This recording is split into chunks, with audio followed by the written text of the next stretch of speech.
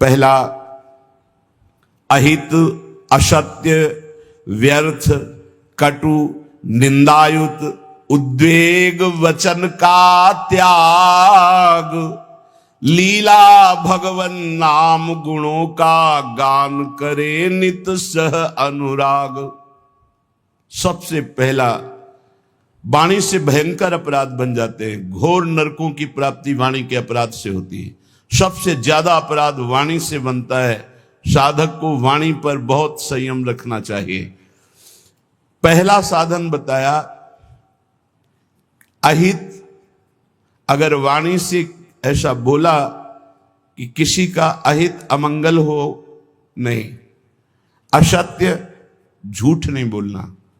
देखो, यदि प्रेम प्राप्त करना है तो किसी का अहित हो ऐसा नहीं बोलना, और असत्य, झूठ नहीं बोलना। क्यों झूठ बोले?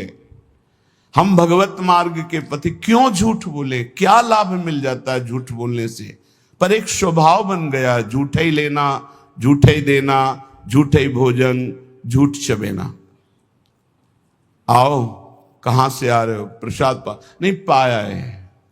जब नहीं पाया है तो स्पष्ट बोल दो, नहीं, पाने की इच्छा नहीं, अभी नहीं पाएंगे। पाया है, क्यों झूठ बोले? हर बात में झूठ नहीं, सत्य बोलना सीखो। यदि भगवत मार्ग में चलना चाहते हो, प्रेम प्राप्त करना चाहते हो, तो हमारे प्रभु सत्य नारायण है, सच्चिदानंद है, सत्य व्रतम, सत्य स्वरूप है वो। इसलिए वाणी से हमारी प्रार्थना है, हर साधक से झूठ बोलने का अभ्यास छोड़िए। जो भी होना होगा, हमसे गलती हुई, हमको दंड दे दो।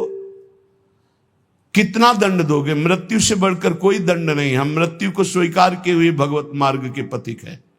हम झूठ क्यों बोले? झूठ नहीं बोलना, कपट भरे वचन नहीं बोलना, अहित, कटु, कड़ुए शब्द, परुख वचन, निंदायुक्त, किसी की निंदा नहीं, उद्वेग, बोला सामने वाले का हृदय जलने लगा, ऐसे वचन का त्याग करना है। पहला, प्रेम प्राप्ति के लिए यह नियम है। वाणी एक अमोल है, जो कोई बोले जान, हे तराजू तौल के तब मुख बाहरान। सहसा मत बोलो, पहले वाणी को तौलो हृदय में, विवेक के तराजू पर। यह जाकर दूसरे का हित मंगल करेगी कि नहीं करेगी। अगर हमारी वाणी पवित्र नहीं है तो हम उपासना के पहले ही सोपान पर फेल हो गए। जिस वाणी से हमें नाम मंत्र सिद्ध करना है, वो वाणी अशुद्ध नहीं होनी चाहिए, झूठ नहीं बोलना चाहिए, असत्य भाषण, अहितकारी, कटुवचन, परुख वचन, निंदायुक्त वचन और सांसारिक वार्ता, इसका त्याग कर दे। यदि प्रेम मार्ग में जाना है तो लीला भगवन नाम गुणों का गान करे नित सह अनुराग।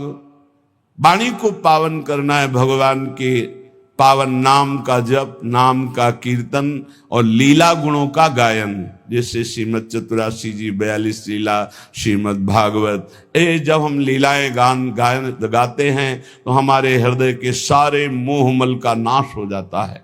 पाप का नाश करके एकदम हृदय निर्मल होने लगता है। सच्ची मानिए, भगवत चर्चा करते करते भगवान की झांकी आने लगती है। आप एकांत में कभी श्रीमद् भागवत पढ़िए, मनन कीजिए, रोना आ जाएगा। एकांत में चतुरासी जी को बार बार गाइए, झांकी आने लगेगी। जो पदों में लीला छुपी है वो प्रकाशित होने लगेगी। श्याम श्यामा प्रगट, प्रगट अक्षर निकट, प्रगट रस स्रवत अति मधुर बानी। सत्य बोलो, हितकर बोलो, दूसरों को सुख पहुंचाने वाली बात बोलो, भगवान नाम जप करो, भगवान नाम कीर्तन करो, भगवत लीला गुणगान करो। ये वाणी की तपस्या हो गई, ये वाणी की पावनता हो गई। और जो अपावन बात कही गई वो वाणी की त्याग दो। ग्राम्य कथा, लोक कथा, राजनीति की कथा, भोग कथा, ये सब छोड़ दे। किसी से किसी भी तरह का राग द्वेषात्मक वार्ता ना हो। मन से काम क्रोध लोभ के वेगों का करके परिहार। वाणी पहला। अब दूसरा कह रहे हैं कि मन, बड़ा योगदान है साधना में मन का। विषयों में लगा हुआ मन शत्रु है और प्रभु के चरणारविंद में लगा हुआ मन मित्र है। मन प्रभु में लग गया तो विश्व विजयी हो गए। जिसका मन सावई मनः कृष्ण पदारविंदयो, प्रिया प्रीतम के चरणारविंद में जा रहा है मन स्वाभाविक। बहुत बहुत धन्यवाद। अनंत जन्मों की उसकी सुकृत फलीभूत हो गए, साधना फलीभूत हो गई कि जो विषयाकार मन था वो भगवदाकार हो गया। जो विषयों का अवलंबन लिए था वो नाम रूप लीला का अवलंबन लेकर प्रेम में डूबने लगा।